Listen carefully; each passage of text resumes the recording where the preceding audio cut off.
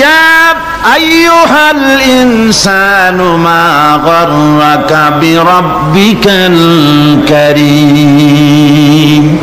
ও মানুষ, কোন জিনিস তোমাকে ধোঁকায় ফেলে দিল? তোমার মহান প্রভুর ইবাদত থেকে, গোলামি থেকে কোন জিনিস তোমারে ধোঁকায় ফেলে দিল? কেন ধোঁকায় পড়ে গেলে? আল্লাহ রাব্বুল আলামিন তাই বলেন, ইয়া আইয়ুহাল ইনসানু মা গাররাকা বিরাব্বিকাল কারীম। আল্লাহ রাব্বুল আলামিন বলেন, ইন্না খালাকনাকুম মিন তুরাবিন সুম্মা মিন নুতফাতিন সুম্মা মিন আলাকাতিন সুম্মা মিন মুদগাহ। কোরআনে কারীমে রব্বুল আলামিন বলেন, ওয়ালিল্লাহি ইয়াসজুদু মান ফিস সামাওয়াতি ওয়াল আরদি তাওআন ওয়া কারহা ওয়া যিলালুহুম বিল গুদুওয়ি ওয়াল আসাল। আল্লাহ পাক বলেন, আকাশে যা কিছু আছে, জমিনে যা কিছু আছে, সব কিছু আমার সেজদা করে। এমনকি গাছগুলি, গাছও আমার সেজদা করে। গাছগুলি সকাল বেলায়, গাছের ছায়া সকাল বেলায় আর বিকাল বেলায় নিজের ছায়া লম্বা করে দিয়ে আমার সামনে সেজদায় পতিত হয়ে যায়। গাছগুলি আমাকে সেজদা করে, তারকা সমূহ, চন্দ্র সূর্য সব আমাকে সেজদা করে। ওয়ালিল্লাহি ইয়াসজুদু মা ফিস সামাওয়াতি ওয়া মা ফিল আরদ মিন দাব্বাতিন ওয়াল মালাইকাতু ওয়া হুম লা ইস্তাকবিরুন। আকাশ এবং জমিনে যা কিছু আছে আমার সিজদা করে। আমার সিজদা থেকে কেউ অহংকার করে না, অহমিকতা করে না। আমার সিজদা থেকে কেউ ফিরে যায় না, সবাই আমাকে সিজদা করে। সুতরাং ও মানুষ, আমার দরবারে সিজদায় মাথা নত করে দাও। সবগুলি আমার সামনে সিজদা করতেছে। আলাম তারা আন্নাল্লাহা ইয়াসজুদু লাহু মান ফিস সামাওয়াতি ওয়া মান ফিল আরদ ওয়াশ-শামসু ওয়াল কামারু ওয়ান নুজুমু ওয়াল জিবালু ওয়াশ-শাজারু ওয়াদ-দাওয়াবু ওয়া কাসীরুম মিনান নাস। রব্বুল আলামিন কোরআনে কারীমের মধ্যে বলেছেন, আল্লাযী খালাকাল মাউতা ওয়াল হায়াতা লিয়াবলুয়াকুম আইয়ুকুম আহসানু আমালা। আমি পরীক্ষার জন্য এই জীবন দিয়েছি তোমাদেরকে, পরীক্ষা হবে। এই পরীক্ষা, জীবন আর মৃত্যু দুটি জিনিস দিয়েছি পরীক্ষা করার জন্য। এই পরীক্ষার জন্য তোমরা পাস করতে পারো। পরীক্ষা আসছে, এখন প্রশ্নপত্র সব ফাঁস করে দেওয়া হয়েছে। প্রশ্নগুলি সঠিকভাবে আদায় করুন, প্রশ্নগুলি পড়ুন এবং জীবনটাকে সেইভাবে গড়ুন। নামাজটা সহি করে আদায় করুন। বহু মুসলমান আছে নামাজই পড়ে না, নামাজ পড়তে জানেও না। নবী করিম সাল্লাল্লাহু আলাইহি ওয়াসাল্লাম বলেছেন, সাল্লু কামা রাআইতুমুনি উসাল্লি। নামাজ পড়ো সেইভাবে যেভাবে আমাকে তোমরা পড়তে দেখো। সুবহানাল্লাহ। আর রাসূলুল্লাহ কেমনে নামাজ পড়তেন? এইটা বর্তমান বিশ্বের শ্রেষ্ঠ হাদিস বিশারদ আল্লামা নাসিরউদ্দিন আলবানী, তিনি ইন্তেকাল করেছেন। আল্লাহ পাক তাকে জান্নাতুল ফেরদাউসের মেহমান বানায় নিক, বলেন আমিন। তার লেখা বই আছে রাসূলুল্লাহ সাল্লাল্লাহু আলাইহি ওয়াসাল্লামের নামাজ। বইয়ের নাম রাসূলুল্লাহ সাল্লাল্লাহু আলাইহি ওয়াসাল্লামের নামাজ। ছোট্ট একটা বই। এই বইটা আপনারা কিনবেন। এই বইটা যেভাবে লেখা আছে নামাজ সেইভাবে পড়বেন। নামাজ রাসূল করিম ঠিক যেভাবে পড়েছেন ওইভাবেই লেখা আছে। আপনি আন্দাজে পড়লে হবে না, টুকুর টাকুর করে কয়েকটা সেজদা দিলেই হবে না। তা দিলে আর কান, একটা সেজদা থেকে আরেকটা সেজদার মাঝখানে সময় দিতে হবে, রুকু থেকে দাঁড়ায় সময় দিতে হবে, ধীরে ধীরে নামাজ পড়তে হবে। অথচ আমরা নামাজ পড়ি সব থেকে ব্যস্ততার সাথে, দ্রুত, রকেট সার্ভিস। কোরআন শরীফের ভিতরে নামাজের গুরুত্ব সর্বাধিক দেওয়া হয়েছে। নামাজের কথা কয়বার বলা হয়েছে? ৮২ বার। ৮২ বার আল্লাহ পাক বলেছেন নামাজ আদায় করো, ৮২ বার বলেছেন। আর নবীজি বলেছেন, লা দীনা লিমান লা সালাতা লাহু, যার কাছে নামাজ নাই তার কাছে দিন বলে কোনো জিনিস নাই। মান তারাকা সালাতান মুতাআম্মিদান ফাকাদ কাফারা, ইচ্ছে করে যে ব্যক্তি নামাজ ছেড়ে দিল কাফের হয়ে গেল, বলেন নাউজুবিল্লাহ। কিয়ামতের দিন, বুখারী শরীফের হাদিস, আল্লাহ পাকের নবী বলেছেন কিয়ামতের দিন সর্বপ্রথম আল্লাহ জিজ্ঞেস করবেন, বান্দা নামাজ পড়ছো কিনা? প্রথম প্রশ্ন কি বলেন? প্রথম প্রশ্ন কি? যার নামাজ কবুল তার সমস্ত নেক আমল মঞ্জুর, যার নামাজ কবুল হবে না কোনোটাই মঞ্জুর হবে না। কথা বুঝতে পেরেছেন? নামাজ সঠিকভাবে আদায় করতে হবে। নবী করিম সাল্লাল্লাহু আলাইহি সাল্লাম ইন্তেকালের 5 দিন আগে থেকে জ্বরাক্রান্ত হলেন, রোগাক্রান্ত হলেন, জ্বরে আর মাথার যন্ত্রণায় অস্থির হয়ে যেতে লাগলেন, বেহুশ হন আবার হুশ হন। যেদিন তিনি ইন্তেকাল করবেন তার আগের দিনেও তিনি জোহরের নামাজ পড়ার জন্য সাহাবীদের কাঁধের উপরে ভর দিয়ে নামাজ পড়তে গেছেন, পা উঁচু করে নিতে পারেন নাই, পা টেনে টেনে নিয়েছেন। তিনি সেখানে খুতবা দিলেন, বললেন, ও আমার উম্মতেরা, এই পৃথিবীতে আল্লাহ রাব্বুল আলামিন তার এক বান্দাকে পৃথিবীর সব জাগতিক সম্পদ দিতে চেয়েছিলেন, কিন্তু সেই বান্দা সব জাগতিক সম্পদকে উপেক্ষা করে আল্লাহর সঙ্গে দিদার করা বেশি পছন্দ করেছেন। কেউ কিছুই বুঝলো না। হযরত আবু বকর রাদিয়াল্লাহু তাআলা আনহু খুব কাঁদতে লাগলেন। তিনি বুঝতে পেরেছেন যে এই পৃথিবীতে সমস্ত সম্পদ দিতে চেয়েছিলেন আল্লাহ যাকে, তার নাম বিশ্বনবী। তিনি সবগুলি উপেক্ষা করে আল্লাহর সঙ্গে দিদার করা বেশি পছন্দ করেছেন। আমরা অতি তাড়াতাড়ি নবীজি থেকে নবীর এতিম হয়ে যাব। পরের দিন ইশার নামাজের রক্ত হলো, আজান হয়ে গেল, মসজিদে মুসল্লিরা ভরে গেছে, সাহাবায়ে কেরাম সব এসে গেছেন। হুজুরের জন্য বহুক্ষণ অপেক্ষা করার পর হযরতে আবু বকর রাদিয়াল্লাহু তাআলা আনহু তিনি ইমামতির জায়গায় দাঁড়ায় গেছেন। নবীজি বেহুশ অবস্থায় ছিলেন ঘরের মধ্যে। হুশ আসার পর তিনি হযরত আয়েশাকে বললেন, আয়েশা, মসজিদে নববীতে এখন কি হতেছে? তিনি বললেন, নামাজ হচ্ছে, লোকেরা আপনার অপেক্ষা করেছে, কিন্তু আপনাকে না পাইয়া দীর্ঘক্ষণ অপেক্ষা করার পর আপনাকে না পেয়ে আমার বাবার ইমামতিতে তারা নামাজ পড়তেছে, কিন্তু মুসল্লিদের মধ্যে কান্নার রোল পড়ে গিয়েছে। তাদের ধারণা হয়েছে নবীজির জায়নামাজে যখন হযরত আবু বকর দাঁড়ায় গেছে, নবীজির পিছনে নামাজ পড়া আর আমাদের কিসমতে হবে না।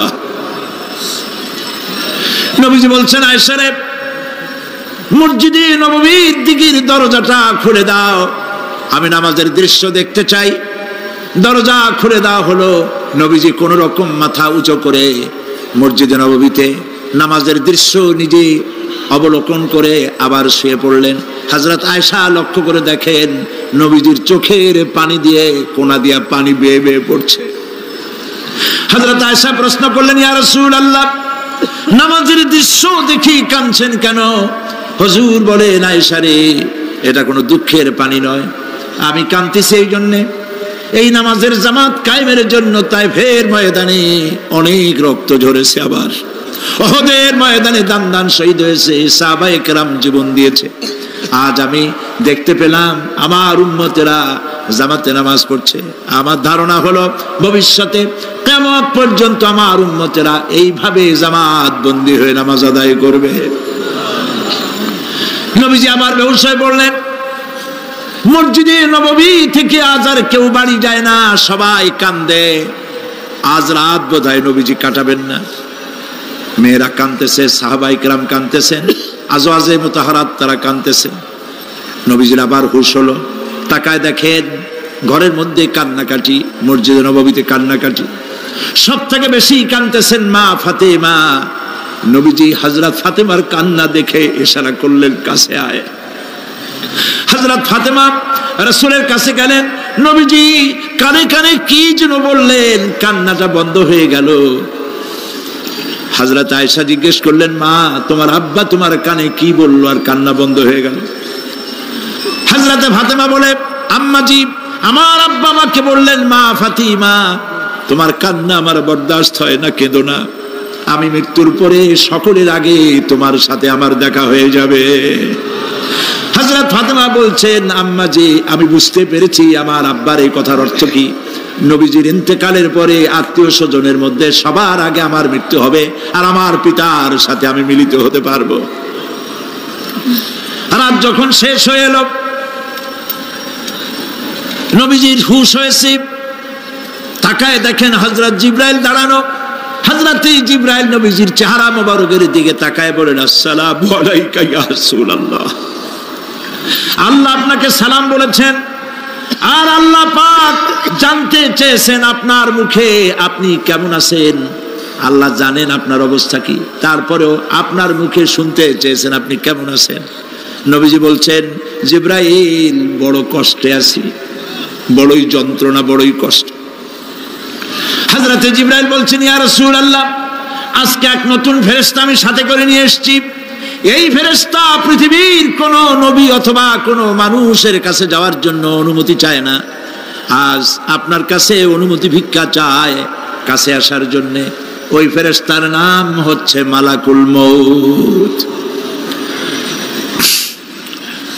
হযরতে মালাকুল মউত বলেন, ইয়া রাসূলুল্লাহ, এই পৃথিবীতে আদম আলাইহিস সালাম থেকে নিয়ে পর্যন্ত কোন মানুষের জান কবজের জন্য আমার অনুমতি চাওয়া লাগে নাই, আর কোনোদিন লাগবে না।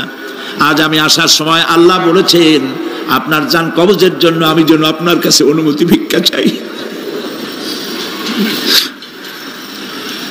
নবীজি বলছেন, আমি যদি অনুমতি না দেই তো কি হবে? হযরতে মালাকুল মউত বলছেন, ইয়া রাসূলুল্লাহ, অনুমতি যদি না দেন আমি ফেরত চলে যাব, আমাকে সেভাবেই বলা হয়েছে। হযরতে জিবরাইল বলেন, ইয়া রাসূলুল্লাহ, হে আল্লাহ রাব্বুল আলামিন আপনার দিদারের ইন্তজার করতেছে।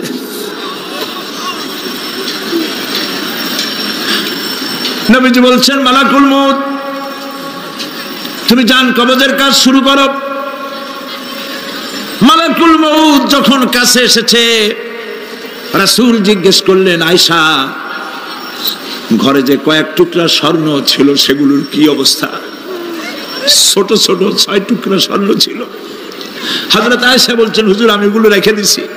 হুজুর বলছেন, না, রাখতে পারবে না, আমার ইন্তেকালের আগে খয়রাত করে দাও। মুহাম্মদ সাল্লাল্লাহু আলাইহি ওয়াসাল্লাম আল্লাহর কাছে অবস্থায় উঠবে না যে তার ঘরের ভিতরে সোনা ছিল, দিয়ে দাও, খয়রাত করে দিয়ে দাও। হযরতে মালাকুল মউত রাসূলের জান কবজ শুরু করে দিলেন। রাসূলুল্লাহ জীবনের শেষ কথা বললেন, আসসালাত আসসালাত ওয়া মা মালাকাত আইমানুকুম। আমার উম্মতেরা বিদায় লগ্নে বলে গেলাম, নামাজ নামাজ নামাজ ছেড়ে দিও না।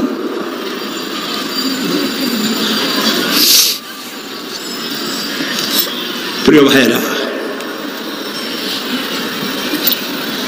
নবী করিম সাল্লাল্লাহু আলাইহি ওয়াসাল্লাম জীবনের শেষ কথা বলে গেছেন নামাজ।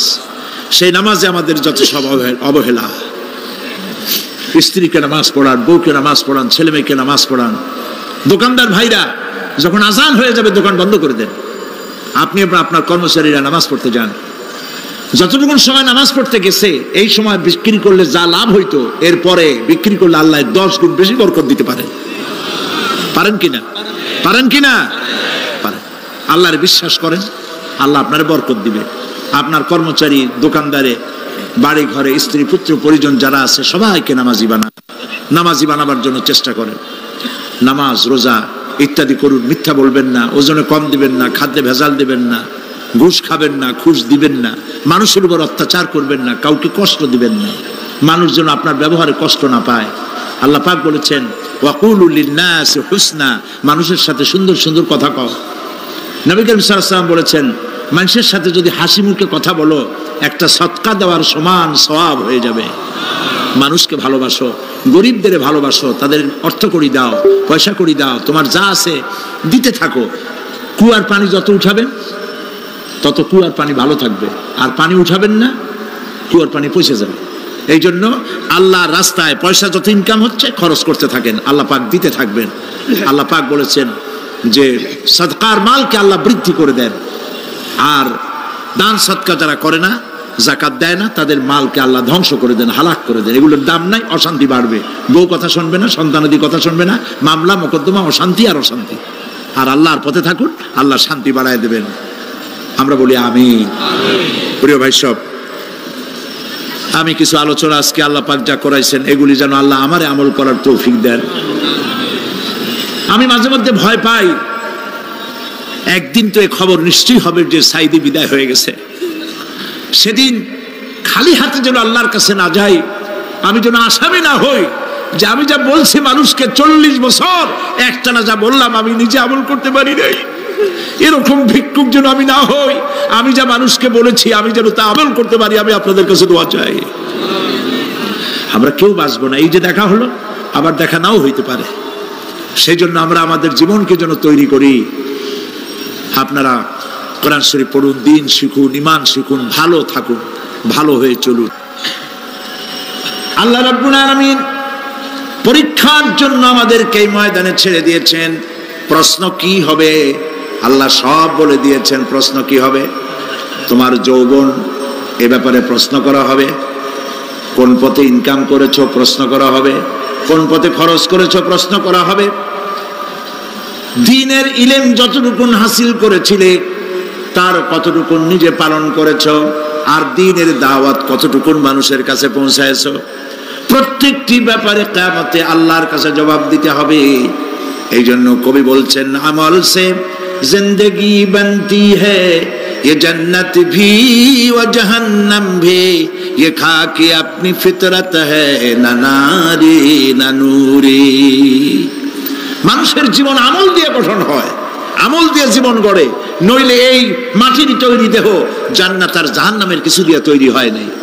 আপনি ইচ্ছে করলে দেহটাকে জাহান্নামের জন্য উপযোগী করতে পারেন, ইচ্ছে করলে এই দেহটাকে জান্নাতের জন্য উপযোগী করতে পারেন। এটি আপনার ইখতিয়ারে আল্লাহ দিয়েছেন, আপনাকে বাধ্য করা হয় নাই যে সেজদা না দিলে ফেরেশতা এসে ঘাড়ের উপরে পিটাবে, সুদ ঘুষ জেনা করলে পরে ঠ্যাং পিটায় ভেঙে দেওয়া হবে না। আপনি বাধ্য নন, আপনি সম্মানিত জীব, আল্লাহ সম্মানিত প্রাণী আল্লাহ পাকের, সেই জন্য মানুষকে বাধ্য করা হয় নাই। অটোনোমাস বডি, অটোনমি দেওয়া হয়েছে, আপনাকে স্বাধিকার দেওয়া হয়েছে। চন্দ্র সূর্যের ব্যাপারে স্বাধিকার দেওয়া হয় নাই। রাত এখন 7:35, সূর্যের বাপেরও ক্ষমতা নাই বাংলাদেশে এখন উকি মারে, ঠিক কিনা? সে এখন আমেরিকায় রোদ দিচ্ছে, তাপ দিচ্ছে আমেরিকায়। ওকে নির্ধারণ করা হয়েছে যেভাবে, সেইভাবেই করতে হবে। পানি বলেন, পাহাড় বলেন, পাখি বলেন, চন্দ্র বলেন, গ্রহ বলেন, নক্ষত্র বলেন, সব জিনিস বাই হুক অ্যান্ড ক্রুক আল্লাহর হুকুম মানতে বাধ্য। কোরআনে কারীমে আল্লাহ পাক বলেছেন, আফাগায়রা দীনিল্লাহি ইয়াবগুন ওয়া লাহু আসলামা মান ফিস সামাওয়াতি ওয়াল আরদি তাওআন ওয়া কারহা। আল্লাহর দেওয়া জীবন ব্যবস্থা ছেড়ে দিয়ে তোমরা কি অন্য কোনো মতবাদ তালাশ করো? ওয়া লাহু আসলামা মান ফিস সামাওয়াতি ওয়াল আরদ, অথচ আকাশে যা আছে, জমিনে যা আছে, সব আনুগত্যের মস্তক আমার সামনে অবনত করে দিয়েছে। সুবহানাল্লাহ। মানুষকে আল্লাহ পাক ইখতিয়ার দিয়েছেন, ইচ্ছে করলে মাহফিলও আসতে পারেন, ইচ্ছে করলে সিনেমাও ঢুকতে পারবেন, অসুবিধা নেই। অসুবিধার জন্য কিয়ামত, ওখানে হিসাব হবে। এখানে আপনি সূর্য চন্দ্র ফেরেশতা, ফেরেশতারও কোনো মাজাল নাই, কোনো ইখতিয়ার নাই আল্লাহর হুকুমের বাইরে কিছু করে। আল্লাহ যা করতে বলেছেন তাই করতে হবে, এর বাইরে এক চুলও নড়তে পারবে না। কিন্তু মানুষেরা করতে পারবে। মানুষ ইচ্ছে করলে নামাজ রোজা ছাড়তে পারে, ইচ্ছে করলে আল্লাহরে অমান্যও করতে পারে। এইটা তার বিচারের জায়গা না, এটা হলো পরীক্ষার জায়গা। এটা কিসের জায়গা? পরীক্ষার জায়গা। এখানে আপনি কামাই করলে ওখানে কিছু পাবেন, এখানে কামাই না করলে কিছু পাবেন না। আরো সোজা করে বলি, কোন কৃষক, যে কৃষক আষাঢ় মাসে শ্রাবণ মাসে জমিন চাষ করে না, পৌষ মাসে তার গোলায় ধান আসবে? কথা বোঝেন নাকি বোঝেন না? পৌষ মাসে গোলায় ধান আসবে? কোনো পাগলও বলবে না যে তুমি তো চাষই করো নাই, তুমি জমিনে, তোমার জমিনের ফসল তোমার ঘরে আসবে কেন? কাজী এই দুনিয়ায় পরীক্ষা দিলে এখানে রেজাল্ট হয়, এখানে গাছ লাগাইলে এখানে ফল দেয়। কিন্তু মানুষের জন্য আল্লাহ পাক যে আমল তৈরি করেছেন, পরীক্ষা নেবেন, সেই পরীক্ষার রেজাল্ট এখানে হবে না। পরীক্ষার রেজাল্ট আউট হবে কোথায়? আখিরাতে। বলেন সবাই, কোথায় হবে? পরীক্ষার রেজাল্ট আউট হবে কোথায়? আখিরাতে। এখানে আপনি যা কামাই করবেন এখানে রিটার্ন দেওয়া হবে না। এখানে যা কামাই করবেন সমস্ত কামাই 700 গুণ বর্ধিত আকারে কিয়ামতে আল্লাহ আপনার হাতে ধরাই দিবেন। আল্লাহর ওয়াদা কখনো মিছে হয়? মিছে হয় রাজনৈতিক দলের নেতারা, এই জাতীয় লোকেরা যারা মঞ্চে আসে আর বলে যে এবার আমাদের ভোট দেন, আমরা ক্ষমতায় যাইতে পারলে আপনারা না খাইয়া কেউ মরবেন না। কিন্তু কি খাইয়া মরবে তাও কয় না। সেদিন শুনলাম এই যে নির্বাচন এখন একটা চলতেছে, স্লোগান বাপ দাঁড়াইছে, ছেলে তো বলে রহিম ভাই আমার ভাই, তোমার ভাই, বাপের নাম রহিম। তারপরে শুনলাম বলতেছে বেগুন ভাইয়ের চরিত্র, আজকাল নাম রাখে তো আদর করে বেগুন পটল। বেগুন ভাইয়ের চরিত্র ফুলের মতো পবিত্র। আমি আরেকজনের পাশের থেকে কইল যে নামাজ পড়ে না একক, তো এমনই ফুলের মতো চরিত্র। তো দুনিয়ার ময়দানে আপনি যা কামাই করবেন এখানে রেজাল্ট আউট হবে, এখানে আপনি পাবেন ফল, এখানে পাবেন। যা করবেন এখানে গাছ লাগাবেন, ফল লাগাবেন, এখানে পাবেন। আর আল্লাহর জন্য যেটা করবেন সেটার ফল, সেটার রেজাল্ট কিয়ামতে বাইরে হবে। সুবহানাল্লাহ। এখানে পরীক্ষা দিয়ে যদি কেউ ফেল করে, ম্যাট্রিক পরীক্ষা দিয়ে ফেল করেছে, ফাজেল পরীক্ষা দিয়ে ফেল করেছে, আবার পরীক্ষা দিয়ে পাস করার সুযোগ আছে, আবারও ফেল করেছে, আবারও পরীক্ষা দিয়ে পাস করার সুযোগ আছে। 10 বার যদি ফেল করে আরো 10 বার পরীক্ষা দিয়ে পাস করার সুযোগ আছে। কিন্তু কিয়ামতের দিন আল্লাহ রাব্বুল আলামিনের জীবনের পরীক্ষায় কোনো মানুষ যদি আল্লাহর আদালতে ফেল করে বসে একবার, দ্বিতীয়বার পরীক্ষা দেওয়ার আর কোনো সুযোগ নাই। এই পৃথিবীতে যদি কেউ নিম্ন আদালতে মামলায় হেরে যায়, জজ কোর্টে করবে, যদি হেরে যায় হাইকোর্টে করবে, হেরে গেলে আপিল করবে সুপ্রিম কোর্টে, সুপ্রিম কোর্টেও যদি হেরে যায় তাহলে প্রেসিডেন্টের কাছে আপিল করবে। সুযোগ আছে কয়েকবার। কিন্তু কিয়ামতের দিন জীবনের আদালতে কোনো মানুষ যদি একবার ফেল করে বসে, জীবনের মামলায় যদি একবার হেরে যায়, দ্বিতীয়বার আপিল করার আর কোনো জায়গা নাই। সে আখিরাতে রেজাল্ট আউট হবে। আমরা সব মরে যাব, আমরা সব কি হব? সব মরে যাব। আল্লাহ পাক আমাদেরকে উঠাবেন আবার। মানুষকে কবরে রাখার সময় আমরা কি বলি? মিনহা খালাকনাকুম, জানেন না?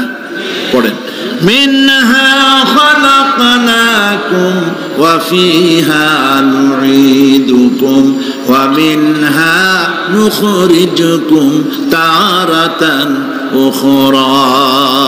এই মাটি দিয়ে তোমাকে তৈরি করা হয়েছিল, এই মাটির মধ্যে রেখে গেলাম, এর থেকে আবার তোমাকে উত্থিত করা হবে। কে বলতেছেন এ কথা? আল্লাহ পাক বলছেন, আল্লাহ তাআলা বলছেন। কি নিষ্ঠুর এই পৃথিবী! ভেবে দেখেছেন কি একবারও কি ভেবে দেখেছেন এই পৃথিবী কত নিষ্ঠুর? এই সন্তান সন্ততি সব একটি মোহ, একটি মায়া, একটি মহব্বত, একটি প্রতারণা। যে বউয়ের জন্য হারাম ইনকাম করেছেন, যে সন্তানদের জন্য হারাম ইনকাম করেছেন, জান দিলেন, রক্ত দিলেন, জীবন দিলেন, সারা রাত কষ্ট করেছেন, দৌড়দৌড়ি করেছেন, যখন মরে গেলেন, যে বাচ্চাটা আপনি কোলে না নিলে কলিজা ঠান্ডা হয় না, সেই বাচ্চা বলবে, মাকে বলবে, মা বাপের লাশ যে রুমে আছে আমার সেখানে নিও না, আমার ভয় করে। ঠিক কিনা? স্ত্রীও আরো 2-1 লোক না হলে লাশের ঘরে থাকতে পারবে না, তারও ভয় করবে। থাকলে বড় জোর মা থাকতে পারে, বাপ থাকতে পারে। যাকে বিবাহ করার পর অনেক সন্তান আছে, মা বাপকে চোখে দেখতে পারে না, বউর কথা মতো মায়ের সাথে কথা বলা বন্ধ করে দেয়। হয়তো কুমিল্লা এরকম নাও থাকতে পারে। বউ তো নালিশ করছে, মার সাথে কথা কয় না, আবার বলে এই বুড়িটা মরে না কেন? নাউযুবিল্লাহ, নাউযুবিল্লাহ। বুড়িটারে মরার কথা বলতেছো তুমি? তোমার ছোট্টবেলায় যখন তোমার টাইফয়েড হয়েছিল, অসুখ করেছিল, গরিব বাবা, বাড়িতে ল্যাপ নাই, খাতা নাই, তোষক নাই, সেই জায়গায় মা তার কাপড় বিছায় দিয়া বুকের উপরে নিজের শরীরের উষ্ণতা দিয়া বাঁচায় রাখার চেষ্টা করেছে, নিজে না খেয়ে খাওয়াইছে, অসুখ সারে না। মা ওই মুমূর্ষ বাচ্চার সেরানে তার মাথার কাছে বসে তাহাজ্জুদের নামাজ পড়ে কোরআন শরীফ তেলাওয়াত করে, চোখ দিয়া পানি পড়ে আর বলতে তাকে, রব্বুল আলামিন আমার জীবনটারে দিয়া আমার কলিজার টুকরা সন্তানটারে বাঁচাইয়া দাও। যেই মা নিজের জীবন দিয়া সন্তান বাঁচাইতে চাইলো, সেই সন্তান আজকে বউ পাইয়া মাকে ভুলে যায়, মায়ের সাথে খারাপ ব্যবহার করে। আল্লাহ রাব্বুল আলামিন বলেছেন, মা বাবার সঙ্গে খারাপ ব্যবহার করো না, ভালোবাসায় কথা বলো। ওয়াকুল লাহুমা কাওলান কারীমা, সম্মান সূচক কথা বলো। মা বাবার জন্য দোয়া করো আমার কাছে। কে বলতেছেন? আল্লাহ তাআলা বলছেন দোয়া করো আমার কাছে এই ভাষায়, রব্বিরহামহুমা কামা রাব্বায়ানি সাগীরা। পড়েন সবাই, রব্বিরহামহুমা কামা রাব্বায়ানি সাগীরা। আয় আমার রব, আমার মা বাপ যেমনে ছোটবেলায় আমাকে অত্যন্ত যত্ন করে লালন পালন করেছে, আল্লাহ তাআলা তুমি দয়া করে আমার মা বাপকে তোমার রহমতের করে লালন পালন করো। সুবহানাল্লাহ। প্রত্যেক নামাজের পর সকলে এই দোয়া পড়বেন, মনে থাকবে? মনে থাকবে? প্রিয় ভাই সব, সেই কিয়ামতের মাঠে আমাদেরকে উঠতে হবে, আল্লাহর দরবারে উঠতে হবে। সেই সময় আমাদেরকে কেউ উপকার করবে না। ইয়াউমা লা ইয়ানফাউ মালুন ওয়ালা বানুন, সম্পদ আর সন্তান সন্ততি কোনো কাজে লাগবে না। মা তার সন্তানকে চিনবে না, সন্তান তার মাকে চিনবে না, বাপ তার সন্তানকে চিনবে না, কেউ কাউকে পরিচয় দিবে না। কি মারাত্মক অবস্থা! মানুষ চরম অসহায় হয়ে যাবে। চতুর্দিকে ফেরেশতার আনাগোনা, সূর্য মাত্র 1 হাত উপরে, প্রচন্ড তাপ নিয়ে সূর্য অবস্থান নেবে, মাথার চান্দি ফেটে গিয়ে গুনাহগারের মাথার মগজ গলে গলে পড়তে থাকবে। পিপাসার যন্ত্রণায় জিহ্বাটা ঝুলে কুকুরের মতো করে নাভিস্থল পর্যন্ত ঝুলে পড়বে। কেউ উপকার করবে না, কেউ জিগাবেও না। অনেক লোক আছে পীরের কাছে মুরিদ হয় আর মনে করে পীর সাহেব তারে কিয়ামতে সুপারিশ করবে। অসম্ভব। আয়াতুল কুরসির মধ্যে আমরা পড়ি, মান যাল্লাযী ইয়াশফাউ ইনদাহু ইল্লা বিইজনিহি। কে আছে এমন, কার হিম্মত আছে আল্লাহ পাকের বিনা অনুমতিতে কথা বলে? সুবহানাল্লাহ বলে। কোথার পীর কোথার খাজা বাবা হারায় যাবে। ইব্রাহিম আলাইহিস সালামের মতো পয়গম্বর কি মনে করে? আল্লাহর খলিল। ইব্রাহিম আলাইহিস সালাম আল্লাহর কি? আল্লাহর খলিল। আল্লাহর খলিল কিয়ামতের দিন বলবেন, আল্লাহ পাক, আয় আল্লাহ তাআলা, আমার বাপের কাছে আমার একটা ওয়াদা ছিল, আমি সুপারিশ করব তার জন্য, তুমি দয়া করে আমার বাপকে জাহান্নাম থেকে ক্ষমা করো, আমি তার জন্য সুপারিশ করতেছি। আল্লাহ তাআলা বলবেন, ইব্রাহিম তোমার সুপারিশ মঞ্জুর হলো না। কথা বুঝতেছেন না? বুঝতেছেন না? ইব্রাহিম আলাইহিস সালাম যদি বাপের জন্য সুপারিশ করতে না পারে, ইব্রাহিম আলাইহিস সালাম তিনি যদি তার বাপের জন্য সুপারিশ করিয়া যদি ব্যর্থ হন, আপনার পিসাব কোন কামে লাগবে চিন্তা করেন। নবী করিম সাল্লাল্লাহু আলাইহি ওয়াসাল্লামকে প্রশ্ন করা হয়েছে, হে রাসূল আপনার আব্বা আম্মার অবস্থা কি হবে? কথা কি শোনেন নাকি? আপনার আব্বা আম্মার অবস্থা কি হবে? নবী করিম সাল্লাল্লাহু আলাইহি ওয়াসাল্লাম বলেছেন, আমি আমার আব্বা আম্মার কোন উপকারে আসব না। ইন্না লিল্লাহি ওয়া ইন্না ইলাইহি রাজিউন। তাহলে কোন সাহসে মনে করতেছেন কোন পীর কোন একটা বিদেশ থেকে দেশের থেকে একটা নাজিল হলো আর ওইটার পিছনে পিছনে দৌড়াবেন, সে আপনারা নাজাত দেবে, তার পায়ে চুমা খাবেন? এই পায়ে হাত দিয়ে কদম বুঝি করা বাদ দেন। টাকা ইনকাম করার জন্য মানুষকে ভুল পথে পরিচালিত করছে অনেক পীর। হাসেন এমন? খালি মানুষে টাকা দেয়, জামায় অনেক পকেট, খালি টাকা নেওয়ার সমানে ঢুকাইতে থাকে চতুর্দিক দিয়ে। বাইরে বোঝার উপায় নাই, কিন্তু অনেক পীর আছে এমন, ঢাকা শহরে বড় বড় মার্কেটের মালিক, আমি জানি বড় বড় মার্কেটের মালিক, বিরাট ব্যবসায়ী, জামা পরিষ্কার করে না 2 মাসেও। মানুষকে দেখাবার জন্য গামছাটা নাকের কাছে ধরে ফত ফত করে আওয়াজ করে, মনে হয় যেন কাঁদতেছে। আর্টিফিশিয়াল তাসান্নু। হাবিজাবি জিকির শিখায়, লা ইলাহা কতক্ষণ, ইল্লাল্লাহ কতক্ষণ, আল্লাহ আল্লাহ কতক্ষণ। কোথায় পাইছো ইল্লাল্লাহ? ইল্লাল্লাহ কিসের জিকির? ইল্লাল্লাহ মানে কি? আল্লাহ ছাড়া, আল্লাহ ছাড়া, আল্লাহ ছাড়া, আল্লাহ ছাড়া কি? কাজী রাসূলুল্লাহ যা করেন এগুলি বেদাত। এই সব পীরের পাশে যাবেন না, মনে থাকবে।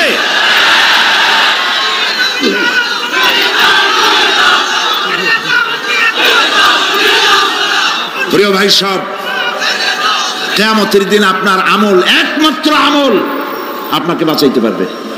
এই কোরআন শরীফে আল্লাহ পাক বলেছেন, ইয়া আইয়ুহাল্লাযীনা আমানু আবতাগু ইলাইহিল ওয়াসিলা, হে বিশ্বাসীরা ওসিলা ধরো। ধুরন্ধর এক শ্রেণীর লোকেরা এর অর্থ করেছে পীর ধরো। দুনিয়ার কোন তাফসীর, যত মুফাসসির পৃথিবীতে জন্মগ্রহণ করেছেন, কোন মুফাসসির এটা বলেন নাই আবতাগু ইলাইহিল ওসিলার মানে হলো পীর ধরো। বরং সমস্ত তাফসীর মুহাক্কিকিন বলেছেন আবতাগু ইলাইহিল ওসিলা আয় আমলে সালেহ, নেক আমলের ওসিলা ধরো। সুবহানাল্লাহ, নেক আমলের ওসিলা ধরো। প্রিয় ভাই সব, ধান্দাবাজি ছাড়তে হবে। কিয়ামতের দিন মানুষ একেবারে অসহায় হয়ে যাবে, কেউ সাহায্য করবে না। সেই দিন প্রশ্নগুলি, প্রশ্নপত্র সামনে আসবে, আমলনামাগুলি বেঈমানের পিছন দিক থেকে বাম হাতে আসবে, আর ইমানদারের সামনে থেকে ডান হাতে আসবে। আমলনামা হাতে পাওয়ার সঙ্গে সঙ্গে বেঈমান বুঝে ফেলবে তার জায়গা কোথায়। কলিজা তখন গলার কাছে চলে আসবে। সব তো ছিল একসাথে। মনে করেন এই মাহফিলের মধ্যে, মনে করেন এখানে সন্ত্রাসী আছে, খুনি আছে, ওয়ান্টেড, মোস্ট ওয়ান্টেড আসামি এর মধ্যে আছে, ধরা যাচ্ছে না। অনেক মানুষের মধ্যে হঠাৎ করে অর্ডার হলো যে ভিতরে এসবিআইবি ঢুকিয়ে দেওয়া হয়েছে, গোয়েন্দা বিভাগের লোক ঢুকিয়ে দেওয়া আছে, সন্ত্রাসী মোস্ট ওয়ান্টেড যারা আছে বেরিয়ে পড়ো, এক মাসে চলে আসো। তখন অবস্থাটা কি হবে তাদের? মজা লাগবে? পায়ের রক্ত মাথায় উঠে যাবে, চোখ দিয়ে রক্ত পড়া শুরু করবে। সমস্ত মানুষ একসাথে ছিল হাসরের ময়দানে, হঠাৎ করে অর্ডার হয়ে যাবে আমতাজুল ইয়াউমা আইয়ুহাল মুজরিমুন, হে অপরাধীর দলেরা আলাদা হয়ে যাও। ইন্না লিল্লাহ, আলাদা হয়ে যাও। সমস্ত মানুষ সেখানে খালি পায়ে উঠবে, কারো পায়ে জুতা নাই, স্যান্ডেল নেই, পরনে কোনো কাপড় নাই, গায়ে কোনো কাপড় নাই, মাথায় কোনো আবরণ নাই।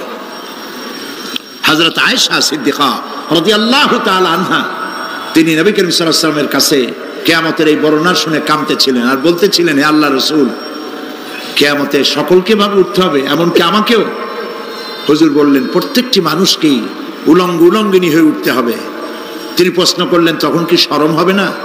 নবী করিম সাল্লাল্লাহু আলাইহি ওয়াসাল্লাম বলছেন, জাহান্নামের ভয়তে কেউ কারো দিকে তাকাবার সুযোগ পাবে না। সব উপরের দিকে তাকায় থাকবে আর বলবে, আল্লাহ আমারে বাঁচাও, আল্লাহ আমারে রক্ষা করো। সমস্ত নবীরা, সমস্ত নবী আদম আলাইহিস সালাম থেকে শুরু করে ঈসা আলাইহিস সালাম পর্যন্ত সব নবী বলবেন, নাফসি নাফসি, আল্লাহ আমারে বাঁচাও, আমাকে রক্ষা করো। কোথায় যাবে আপনার পীর সাহেব?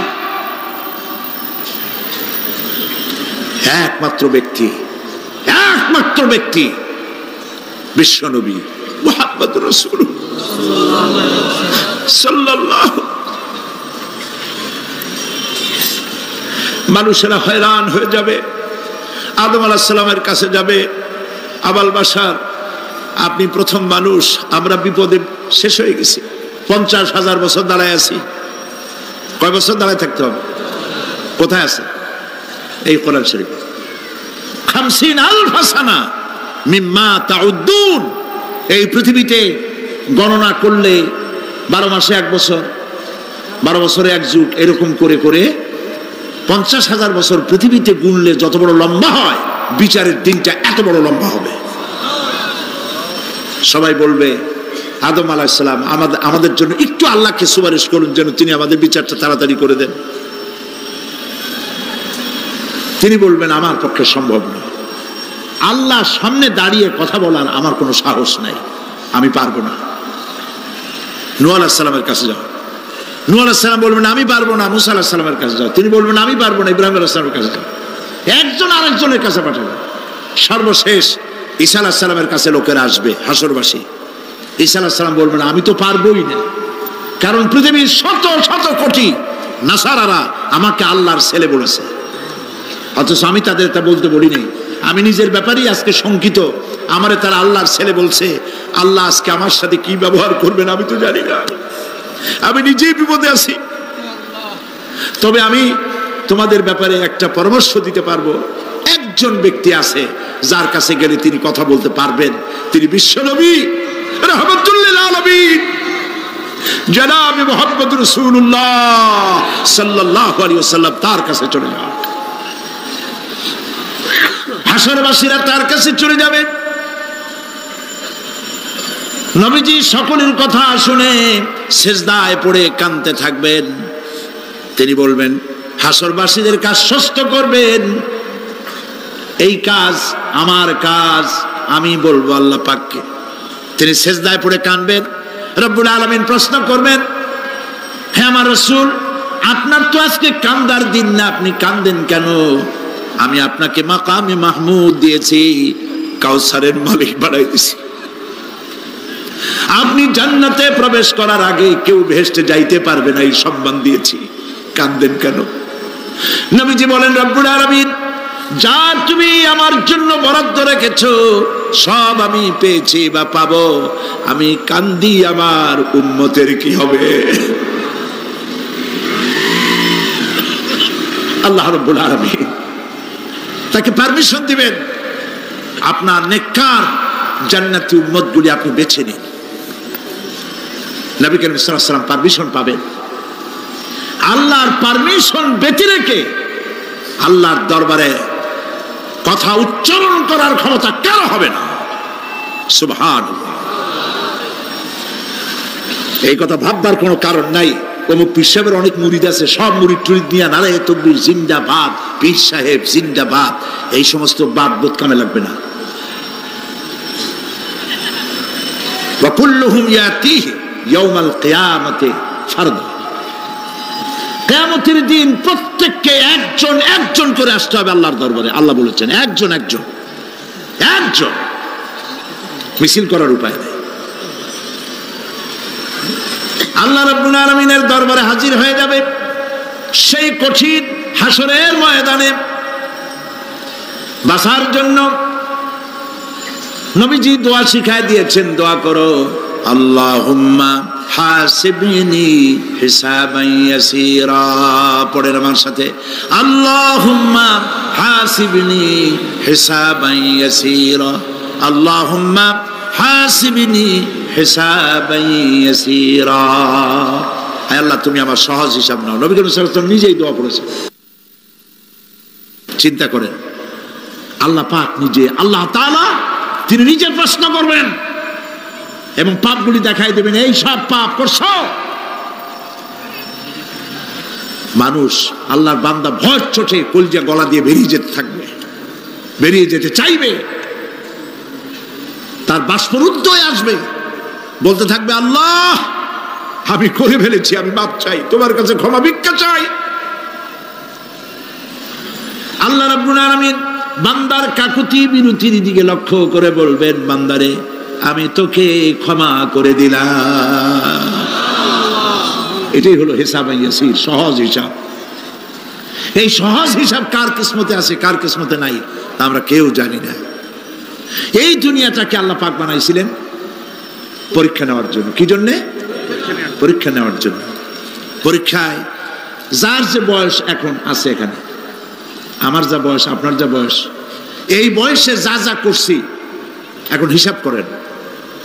ছোটবেলায় কই মাছের কাঁটা গলার মধ্যে ঢুকছিল, তখন ক্লাস 2তে পড়ি, এরকমের একটা ঘটনা মনে আছে কিনা? মনে নাই?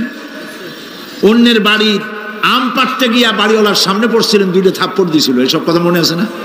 আছে কিনা? এই ছোট্ট ছোট্ট কথাগুলি, কোন পুকুর পাড়ে আসার খাইছিলাম, কেটা মারছিল, সেই ছোট্টবেলা থেকে এই পর্যন্ত এই ছোট্ট কথাগুলি যদি মনে থাকে, তাহলে বড় বড় পাপ কি কি করছেন তা মনে নাই? তাহলে নিজের হিসাব নিজে করো। কিয়ামতে আল্লাহ পাক আমলনামা হাতে দিবেন, বলবেন পড়ো, ইকরা কিতাবাক, পড়ো তোমার আমলনামা। তুমি তোমার হিসাবের জন্য আজকে তুমি নিজেই যথেষ্ট। পড়ে দেখো কি করছো।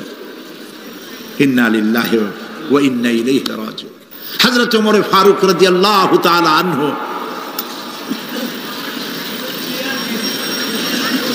তিনি একবার অন্ধকার রাত্রে যাচ্ছিলেন, পিছনে ছিল অনেক লোকজন ছিল। হাঁটতে হাঁটতে তিনি প্রশ্ন করলেন, আচ্ছা তোমাদের মধ্যে কি কেউ আছে এমন বলতে পারো যে কোরআন শরীফের মধ্যে সবথেকে হতাশাব্যঞ্জক আয়াত কোনটি?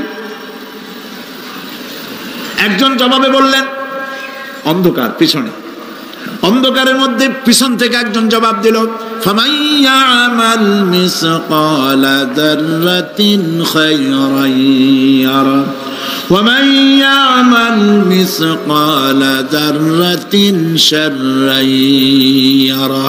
এর অর্থ হলো, পৃথিবীতে কেউ যদি ছোট্ট একটি পাপ নেকির কাজ করে, সরিষা পরিমাণ নেকির কাজ যদি করে সেটা দেখতে পাবে, সরিষা পরিমাণ পাপের কাজ যদি করে সেটা দেখতে পাবে। ওমর রাদিয়াল্লাহু তাআলা আনহু কাঁদতেছিলেন, কিয়ামতে সব নেকি আর পাপ যা যা করছি সব দেখানো হবে। ইন্না লিল্লাহি ওয়া ইন্না ইলাইহি রাজিউন। আল্লাহ তুমি মাফ করে দাও আমাদেরকে, আমরা বলি আমিন। কতক্ষণ হাঁটার পরে তিনি প্রশ্ন করলেন, আচ্ছা মুমিনদের জন্য কোরআনের মধ্যে সবথেকে আশাব্যঞ্জক কোন আয়াত কি আছে? পেছন থেকে আওয়াজ এলো, মুমিনদের জন্য আশাব্যঞ্জক একটি আয়াত আল্লাহ রাব্বুল আলামিন কোরআনের মধ্যে দিয়েছেন, সেটি হচ্ছে লা তাকনাতু মির রাহমাতিল্লাহ। আমার রহমত থেকে, আল্লাহর রহমত থেকে হতাশ হয়েও না, নিরাশ হয়ে যেও না। অর্থ হচ্ছে এই, আমরা পাপ করেছি, আমরা সবাই গুনাহগার কিনা বলেন? স্বীকার করি আমরা সবাই গুনাহগার কিনা? সবাই গুনাহগার।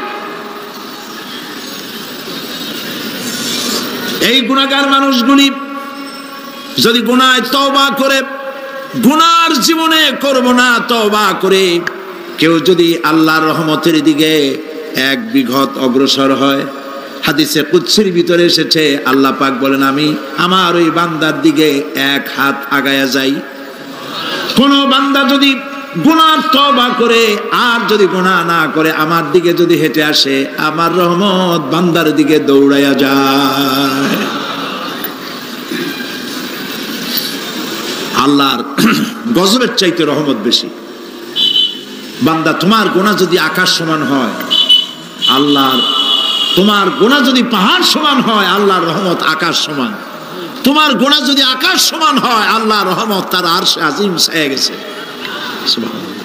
মাপ চাও, ক্ষমা চাও, তওবা করো, জীবনে গুনাহ আর করব না। যে ব্যক্তি তওবা করবে, গুনাহ থেকে বাঁচবে, আল্লাহ তাদেরকে রক্ষা করবেন।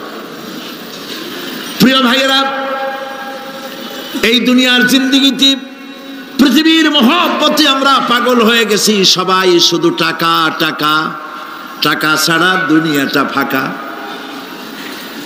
দুনিয়া কা মজা লে লো, দুনিয়া তোমারি হ্যায়। খাও দাও ফুর্তি করো, দুনিয়াটা মস্ত বড়। এগুলি শয়তানদের কথা। কাদের কথা? শয়তানদের কথা। আল্লাহ বলেছেন কুলু ওয়া তামাত্তাউ, খা, জব্বার খাও, খা, খার ফুর্তি কর।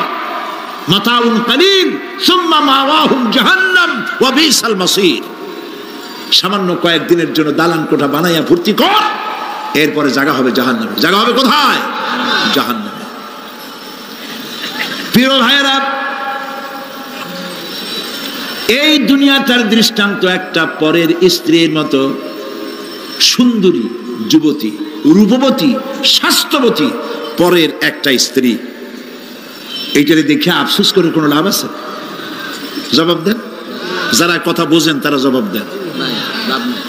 অন্যের সুন্দরী তরুণী, তন্নী, রূপবতী যুবতী, রূপের ছটায় চতুর্দিক আলোকিত, এরকম একটা পরের বউ দেখে আফসোস করে কোনো লাভ আছে? ওর তো বিয়ে হয়ে গেছে, তুমি আফসোস করে লাভ কি? গলা দড়ি দিয়ে মরলেও লাভ নাই। এই পৃথিবী একটা সুন্দরী পর স্ত্রীর মতো, একে যত মহব্বত করবেন আল্লাহর রহমত থেকে তত দূরে চলে যাবেন। আর এই দুনিয়ার উপরে যত লাথি মারবেন আল্লাহর দিকে তত আগায় যাবেন।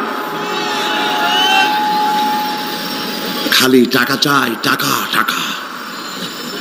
বাড়ি একটা আছে আরো 6টা চাই, দোকান 5টা আছে আরো 7টা চাই, গাড়ি একটা আছে আর 50টা চাই। এই চাই আর চাই, খাই আর পাই, এই করতে করতে মানুষের জীবন শেষ হয়ে যায়। আহারে, একেবারে খালি হাতে চলে গেল। ইন্ডাস্ট্রি পড়ে থাকলো, বাড়ি পড়ে থাকলো, গাড়ি পড়ে থাকলো, 3খান কাপড় নিয়ে চলে গেল গর্তের মধ্যে। আহারে, ছেলে মেয়ে বউ চোখের একটু পানি ফেলাইলো ওই দিন, আর কিচ্ছু না, কবরের মধ্যে রেখে দিল। এখন কবরের ভিতরে ফেরেশতা চলে এসেছে। বেঈমান হয়ে যদি মারা যেয়ে থাকে, ঈমান নিয়ে মরে নাই, বেঈমান হয়ে মারা গেছে, কলেমা মনে আসে নাই, জিজ্ঞেস করা হবে মান রাব্বুকা মা দীনুকা মান নাবিয়ুকা, কে তোমার রব, কি তোমার দিন, কে তোমার নবী? বেঈমান বলবে হায় হাতা লা আদরি, জানি না। নাউযুবিল্লাহ, বলে নাউযুবিল্লাহ, জানি না। এখানে আপনি মুখস্থ করে গেলেই যে ওখানে জবাব দিতে পারবেন এমনটি হবে না। আমল করতে হবে, আমল তৈরি করতে হবে। আমল মানে কিন্তু এইটা না যে আপনি বসে বসে তাসবিহ পড়বেন, এটা লোকের আমল করে, যে লোকটা খুব আমলদার, খুব আমল করে। আমলের ইংরেজি হচ্ছে ওয়ার্ক, বাংলা হলো কাজ। তো কেউ বসে বসে কোনো কাজ নাই তাসবিহ টিপতেছে, এটা কিন্তু আমল হইল। আপনার সমস্ত কাজগুলি হতে হবে আল্লাহরে খুশি করার জন্য। দোকানদারি করবেন আল্লাহরে খুশি করার জন্য করেন। আচ্ছা, ওখানে পরে আসতেছে। কবরের ভিতরে জবাব দিবে আমি কিছু জানি না। কিছুই যখন জানলো না, শাস্তি শুরু হয়ে যাবে। সিজ্জিনে তার রূহ রাখা হবে, এ মাটির দেহ মাটির সঙ্গে মিশে যাবে। কবরের মধ্যে কোনো প্রচন্ড শাস্তি বা জাহান্নামের আগুন ইত্যাদি দিয়েছি, প্রচন্ড কোনো শাস্তি হবে না। শাস্তি হবে কবর আযাব, আযাবুল কবর হক, আযাবে কবর হবে, তবে জাহান্নামের শাস্তি মতো হবে না। আসামি কনভিক্টেড না হওয়া পর্যন্ত, বিচার না হওয়া পর্যন্ত যেমন ফালায় রাখে জেলখানার কোন রুমে বা হাজতখানায়, ওই রকম সিজ্জিন নামক একটা জায়গা আছে, ওইখানে রেখে দেবে। শাস্তি হবে কিসের উপরে? রুহের পরে। অনেকে মনে করে যে কবর হলো ওই শুধু মাটির মধ্যে ওইটা, কিন্তু এইটার নাম শুধু কবর না। মানুষের জীবনের 4টে স্তর। কয়টা স্তর? একটা হলো আলমে আরওয়াহ, আরেকটি হচ্ছে আলমে আজসাম অথবা আলমে আসবাব, আরেকটি হচ্ছে আলমে বারজাখ, আরেকটি হচ্ছে আলমে আখিরাত। কয়টা হলো? 4টা। আলমে আরওয়াহ রুহের জগৎ, যেখান থেকে আমরা আসছি। আর আলমে আজসাম বা আলমে আসবাব হলো বস্তু জগৎ, যেখানে আমরা আছি। এরপরে মৃত্যু থেকে শুরু করে কিয়ামতের দিন পর্যন্ত যে সময়টা, এই সময়টার নাম হলো আলমে বারজাখ। বারজাখ শব্দের অর্থ হলো জবনিকা, পর্দা, স্ক্রিন, একটা পর্দার আড়ালে নিয়ে যাওয়া হবে। এরপর হবে আলমে আখিরাত, যেখানে জবাবদিহির জন্য সকলকে উঠতে হবে। শাস্তি হবে রুহের উপরে। এখন আপনি বলবেন যে রুহের শাস্তি হয় কেমনে? রুহ তো দেখা যায় না। রুহ কি দেখা যায়? রুহ সম্পর্কে প্রশ্ন করা হয়েছে, ওয়ায়াসআলুনাকা আনির রূহ কুলির রূহু মিন আমরি রাব্বি। নবী, আপনাকে প্রশ্ন করা হয় রূহ কি জিনিস, আপনি বলুন রূহ হচ্ছে আল্লাহ পাকের একটি অর্ডার। তো এই অর্ডার, একটি হুকুম, যার কোনো আকার নাই, এইটারে আল্লাহ শাস্তি কেমনে দেবে? এই শাস্তি আপনি এই দুনিয়ায় বুঝতে পারবেন। হঠাৎ করে আপনার গ্রেফতারি পরোয়ানা জারি হয়ে গেছে, তখন একটা টেনশন ক্রিয়েট করে। এই শাস্তিটা কোথায় হয়? বডির উপরে না রুহের উপরে? রুহের উপরে হয়। ঘুমায় আছেন, স্বপ্নে দেখতেছেন বাঘে তাড়াইতেছে, বউ কাছে শোয়া, পুলিশে তাড়াইতেছে, বাঘে তাড়াইতেছে, সাপে তাড়াইতেছে, ঘেমে ভয়, আপনি ভয়তে ঘেমে হার্টবিট এত বাড়ছে, ঘুমের থেকে জেগে বউরে ধমকাচ্ছেন যে আমারে বাঘে তাড়াইলো, তুমি একেবারে নাক ডেকে জন্মের মতো ঘুমাইতেছ। বউ তো টেরই পায় নাই, ঠিক কিনা? এই যে বাঘে তাড়াইলো, পুলিশে তাড়াইলো, সাপে তাড়াইলো, ঘুমের মধ্যে কষ্টে ঘাম বেরিয়ে গেল, এই শাস্তিটা কিছুর উপরে হইলো? রুহের উপরে। এটা আল্লাহ দেখাই দিলেন, মরার পরে এর থেকে মারাত্মক কঠিন শাস্তি রুহের উপরে হবে। তারপরে বডি বানানো হবে জাহান্নামে দেওয়ার জন্য। এগুলির ব্যাপারে আমি আলোচনা করেছিলাম চট্টগ্রামে এবছর সূরা নাবার তাফসীর করেছিলাম। সূরা নাবা, আম্মা ইয়াতাসাআলুন, 5 দিন তাফসীর করেছি। 31 জন হিন্দু, খ্রিস্টান, মুসলমান হয়ে গেছে এবার চট্টগ্রামে। নবী করিম সাল্লাল্লাহু আলাইহি ওয়াসাল্লাম বলেছেন, কেউ যদি দুনিয়ায় বেঁচে থাকা অবস্থায় কিয়ামতের দৃশ্য দেখতে চায়, সেজন্য সূরা নাবা, সূরা আত-তাকবীর, সূরা নাজিআত, সূরা আল-ইনফিতার, এই সূরাগুলি যেন পড়ে, তাহলে দুনিয়ায় জীবিত থাকা অবস্থায় কিয়ামতের দৃশ্য দেখতে পারবে। ঈমানদার ব্যক্তি, যে ব্যক্তি মরার সময় মুখে উচ্চারণ করতে পেরেছে লা ইলাহা ইল্লাল্লাহু মুহাম্মাদুর রাসূলুল্লাহ। জোরে সরে পড়েন লা ইলাহা ইল্লাল্লাহ, লা ইলাহা ইল্লাল্লাহ, লা ইলাহা ইল্লাল্লাহ, লা ইলাহা ইল্লাল্লাহু মুহাম্মাদুর রাসূলুল্লাহ। কালেমা পড়ে মারা গেল। এরপরে কবরের ভিতরে মুনকার নাকির ফেরেশতা এসে হাজির হয়ে যাবে, প্রশ্ন করবে মান রব্বুকা। ইমানদার ব্যক্তি বলবে রব্বি আল্লাহ। বলেন রব্বি আল্লাহ। আমার রব কে? আল্লাহ না আল্লাহ। মোহব্বতের সাথে বলেন আল্লাহ। কেউ যদি হৃদয়ের গভীর কন্দর থেকে, কলিজার মধ্য দিয়ে, মনের মণিকোটা থেকে একবার যদি গভীর রাত্রে জেগে একবার যদি বলে আল্লাহ, আল্লাহ পাক ৭০ বার সাড়া দিয়ে জিজ্ঞেস করেন বান্দা কি চাও বলো আমি হাজির। কি মজার নাম আল্লাহ, এর থেকে মজার নাম পৃথিবীতে নাই। এই মজা বেশি পাবেন তাহাজ্জুদের সময়। সুবহানাল্লাহ বলেন। রাত জাগতে শিখুন, তাহাজ্জুদের নামাজের অভ্যাস করুন।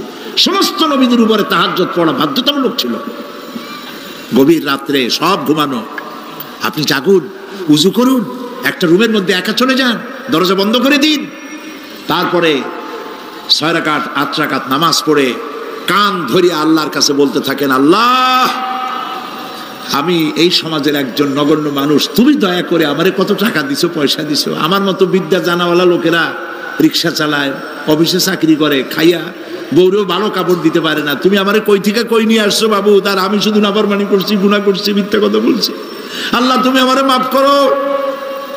গভীর রাত্রে গুনগুন করে নিজের কানে ধরে অপরাধ স্বীকার করে কাঁদতে থাকেন আর ডাকতে থাকেন ইয়া আল্লাহু ইয়া রহমানু ইয়া রহিমু ইয়া হাইয়ু ইয়া কাইয়ুম। পড়েন ইয়া আল্লাহু ইয়া রহমানু ইয়া রহিমু ইয়া হাইয়ু ইয়া কাইয়ুম।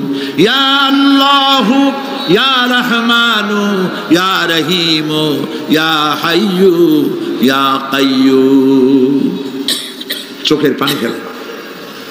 নবীজি বলেছেন আল্লাহর ভয়েতে গুনাহ করেছিল, সেই লজ্জা করে আল্লাহর ভয়েতে, জাহান্নামের ভয়েতে মানুষ যখন কান্দে, চোখের পানি নাকের অর্ধেক আসতে না আসতে আল্লাহ পাক তারে মাফ করে দেন। আল্লাহ পাক। মা, বাচ্চা যদি কান্দে মা সইতে পারে? বলেন। মায়ের চাইতে আল্লাহর মহব্বত কম না বেশি? মহব্বতকে আল্লাহ পাক ১০০ ভাগ করেছেন, ১ ভাগ সারা বিশ্বের মাঝে ছড়িয়ে দিয়েছেন, আর ৯৯ ভাগ আল্লাহ তার নিজের মধ্যে রাখছেন। একটা ভাগ ছেড়ে দিলেন পৃথিবীতে, সেই ভাগের থেকে যেটুকুন মুরগি পেল, মুরগি তার বাচ্চা ঠেকাবার জন্য চিলের সাথে লড়াই করে, শিয়ালের সাথে লড়াই করে, গরু হাতির সাথে লড়াই করে, মানুষ তার সন্তানকে বাঁচাবার জন্য জীবনটাও দিয়ে দেয়। একটা ভাগের যতটুকুন পেলাম, সেই মহব্বত যদি আমার এত তীব্র হয় স্ত্রীর জন্য, সন্তানের জন্য, তাহলে ৯৯টা ভাগ মহব্বত যে আল্লাহর কাছে বান্দার জন্য, তার দয়া কত বেশি। এই জন্য কবরের ভিতরে প্রশ্ন হবে, কে তোমার রব? মুমিন ব্যক্তি বলবে রব্বি আল্লাহ, আমার রব আল্লাহ। ওয়ামা দীনুকা, তোমার দিন কি? বলবে দীনুন আল ইসলাম। ওয়ামান নবিয়ুকা, তোমার নবীকে? ওই লোক বলবে নবিয়ুনা মুহাম্মাদুর রাসূলুল্লাহ সাল্লাল্লাহু আলাইহি ওয়াসাল্লাম। হাদিসে এসেছে ওই সময় নবীজির চেহারা মোবারক দেখানো হবে, প্রশ্ন করা হবে মা কুনতা তাকুলু ফি হাদার রাজুল, এই লোক সম্পর্কে তোমার ধারণা কি? লোকটি বলবে হাদা নবিয়ুনা মুহাম্মাদুর রাসূলুল্লাহ সাল্লাল্লাহু আলাইহি ওয়াসাল্লাম, ইনি তো আল্লাহর রাসূল, আমার নবী। সঙ্গে সঙ্গে গায়েব থেকে আওয়াজ হবে ফাফরিশু বিল জান্নাতি ওয়ালবিসু বিল জান্নাহ, ও আমার ফেরেশতারা, আমার বান্দার জন্য জান্নাতের বিছানা কবরের মধ্যে বিছায় দাও, আর আমার বান্দাকে জান্নাতের পোশাক পরায় দাও, জান্নাতের পোশাক পরায় দাও, জান্নাতের বিছানা বিছায় দাও, আর তার কবরটাকে প্রশস্ত করো। ইলা মাদ্দা বাসারা, যদ্দূর তার চোখের দৃষ্টি যায় অদ্দূর বড় বানায় দাও কবর। ফেরেশতারা বলবেন নম কানাউমুল উরুস, দুলামিয়া যেমন বাসর সজ্জায় বৌনিয়া ঘুমায়, তুমি আরামে ঘুমায় থাকো ইলা ইয়াউমিল কিয়ামা। ভাই সাহেব, এই পৃথিবীর সব ফাঁকিবাজি, মোহ, সব মোহ, স্ত্রী পুত্র পরিজন মাল ধন কিচ্ছু না, কোনো দাম নাই। আল্লাহকে ভয় করুন, আল্লাহকে ভয় করে চলুন। ভয় তো করতে পারলাম না। এত বড় একটা রমজান মাস চলে গেল, রোজা আসছিল তাকওয়া সৃষ্টি করার জন্য, সারা জীবন রোজা রাখলাম, মুত্তাকি হইতে পারলাম না। এটা ঠিক কিনা বলুন? সারা জীবন রোজা রাখলাম, মুত্তাকি হইতে পারি নাই। এখনো মিথ্যা কথা বলি, ওজনে কম দেই, খাদ্যে ভেজাল দেই, কথা ঠিক কিনা? মিথ্যা কথা বলতেছেন। মিথ্যা কথা বলা কবিরা গুনাহ, মিথ্যা কথা বলা সমস্ত গুনার মা। কথায় কথায় মিথ্যা বলা হচ্ছে। দোকানদারি করতেছেন, কষ্ট করে মাল কিনছেন, লাভের জন্যই তো কিনছেন, মিথ্যা কন কেন? ওজনে কম দিচ্ছেন, ভেজাল দিতেছেন, ভেজাল দিয়া কম দিয়া কয় টাকা উপার্জন করবেন? আর কতগুলি খাইতে পারবেন আপনি? চাউলের মধ্যে তুষ দিলেন, কুড়া দিলেন, পাথর দিলেন। আহারে মুসলমান, কি কপাল পোড়া! ওজন দিতে গিয়া একটু খিস দিয়া ধরে যেদিকে পাথরটা, আর মালটা যেদিকে সেদিক টেটু নিচু করে দেয়। যে কেনে সে মনে করে মাশাআল্লাহ, লোকটা তো খুব ভালো, আমার তো বেশি দিছে। কিন্তু বাড়ি যায় দেখবেন আপনারা 14 গ্রাম কম দিয়েছে। ও 14 গ্রাম তো না, এখন তো গ্রাম বলে, আগে তো আমরা ছটক মটক বলছি, এখন গ্রাম বলে সুবিধার জন্য। এগুলি কি আমি বানায় বলতেছি না? কথা ঠিক। লাভটা কি? কি লাভ?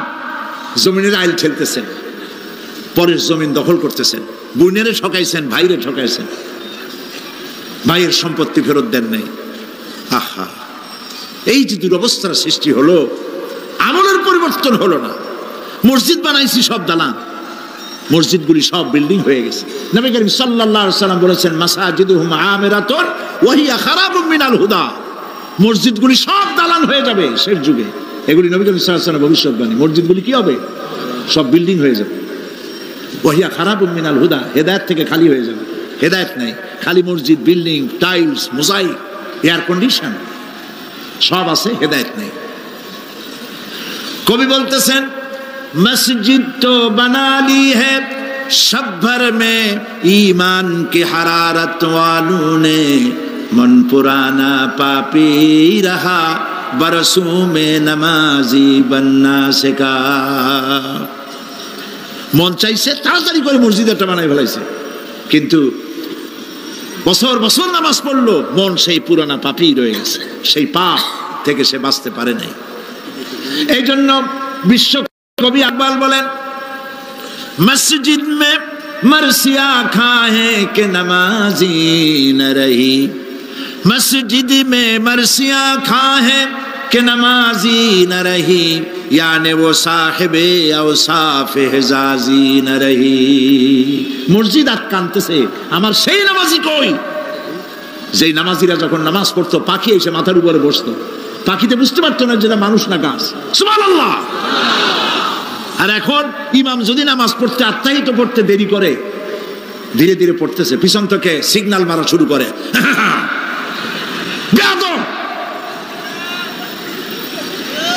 ইমাম যদি নামাজের মধ্যে, ইমামকে কখনো গলায় কাশি দিয়ে আপনি ডিকটেট করতে পারবেন না, বেয়াদবি, নামাজ নষ্ট হয়ে যাবে। অনেকে করে কিনা বলো, ওর নিজেরটা শেষ হয়ে গেছে এই জন্য ইমাম করে না কেন, সেই জন্য কাশি দেয়। এটা ফাজলামি করার জায়গা নয়। প্রিয় ভাই সব, সুতরাং আমল যদি ভালো না হয়, মসজিদ সুন্দর বানায় লাভ হবে না। আমল যদি ভালো না হয়, সুন্দর জামা টুপি পরে কোনো লাভ হবে না। শরীরে হয়েছে ক্যান্সার আর মাথায় মাখতেছে লক্ষ্মী বিলাসের তেল, লাভ আছে? বলেন লাভ আছে? কোনো লাভ নাই। আমল পরিবর্তন, মিথ্যা ছাড়তে হবে, মিথ্যা ছাড়তে হবে। ওয়াদা করতে পারবেন যে মিথ্যা আর বলবো না? পারবেন? ওজনে কম দেব না, ওয়াদা করতে পারবেন? জমিনের আইল ঠেলবো না, পরের হক নষ্ট করবো না, অহংকার করবো না, পারবেন? তাহলে জান্নাতের রাস্তা ক্লিয়ার হবে, নইলে ক্লিয়ার হবে না। ওয়াদা করি, বলেন ইয়া আল্লাহ। দুই হাত উঁচু করেন, বলেন ইয়া আল্লাহ, তোমার পবিত্র নামে কসম করি,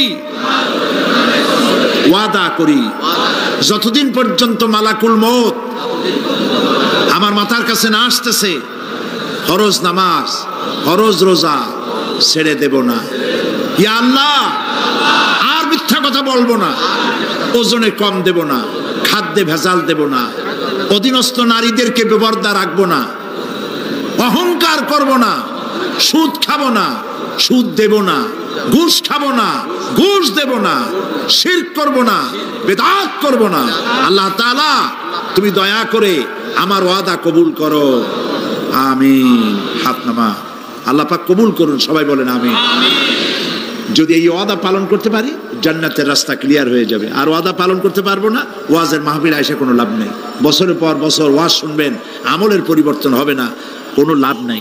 দোকানদারেরা ওজন টোজন ঠিক মতো দেন, মিথ্যা কথা বলা বাদ দেন, ওজন একটু কমাইয়া দিয়া, খাদ্যে ভেজাল দিয়া কোনো লাভ নাই।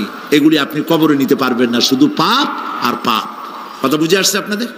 প্রত্যেকটি মানুষকে তাওহীদবাদী হতে হবে, শিরক মুক্ত হতে হবে। শিরক হলো মাজারগুলিতে গিয়ে মনের আশা আকাঙ্ক্ষা সেখানে বলা, এটি হচ্ছে শিরক। এই কাজ আপনারা করবেন না।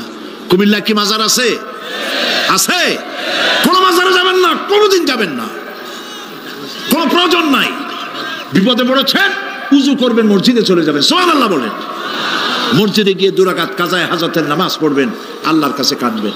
মাজারে যিনি শুয়ে আছেন বিশ্বাস করেন, কোরআন শরীফ আমার সামনে, বিশ্বাস করুন, যিনি কবরে শুয়ে আছেন আপনাকে 4 পয়সার উপকার করতে পারবে না। মাঝখানে আপনি শিরকের গুনাহ নিয়ে আল্লাহর দরবারে হাজির হবেন। মাজারে টাকা দিবেন না, পয়সা দিবেন না, মানত করবেন না। মাজার একটা ব্যবসা। মাজার আজকাল কি? মাজার আর রস সব ব্যবসা। আপনারা এই সব কাজে যাবেন না। আগরবাতি, মোমবাতি, চাদর দেওয়া, মশারি দেওয়া, এগুলো মুসলমানের কাজ না। হিন্দু, খ্রিস্টান, বৌদ্ধ যা করে আমরা কি তা করতে পারি? জোরে বলেন, পারি? কবরে যদি একটু চিন্তা করেন ভাইরা, মাথাটা একটু খাটান, কবরে যদি চাদর দেওয়াই লাগে, তাহলে রাসূল করিম সাল্লাল্লাহু আলাইহি ওয়াসাল্লামের কবরের উপরে সোনার সুতা দিয়ে চাদর দেওয়া উচিত ছিল। তুলার সুতা না, সোনার সুতা। আর ওই রকমের দেওয়ার সিস্টেম হলে উম্মতেরা সোনার সুতা না, নিজের বুক নিজে ভাইয়া কলিজা পার করে রাসূলুল্লাহর কবরের উপর দিয়ে দিত। নবীর পরে সম্মান সাহাবায়ে কেরাম। সাহাবায়ে কেরামদের কবরের উপরে চাদর নাই, আগরবাতি নাই, মোমবাতি নাই, গোলাপ পানি নাই, গম্বুজ নাই। মাজার একটা হইছে, সেটারে গম্বুজ বানাইতে হবে। কেন গম্বুজ বানাবেন? দরকারটা কি? তওবা করুন, জিন্দেগিতে আর কোনোদিন মাজারে কোনো সাহায্য করবেন, 1 পয়সাও না। টাকা পয়সা দিবেন, টাকা পয়সা দিবেন, এতিমকে দিবেন, ভিক্ষুককে দিবেন, বিধবাকে দিবেন। পরীক্ষা দিতে পারে না, ফি দিতে পারে না, পরীক্ষা দিতে পারছে না, ওরে দেন। বাড়িতে চাল নাই, পানি পড়ে, ওরে দেন।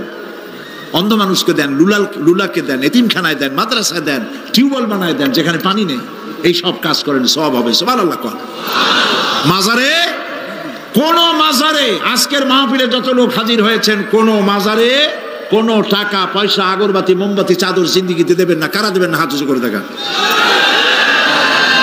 আলহামদুলিল্লাহ।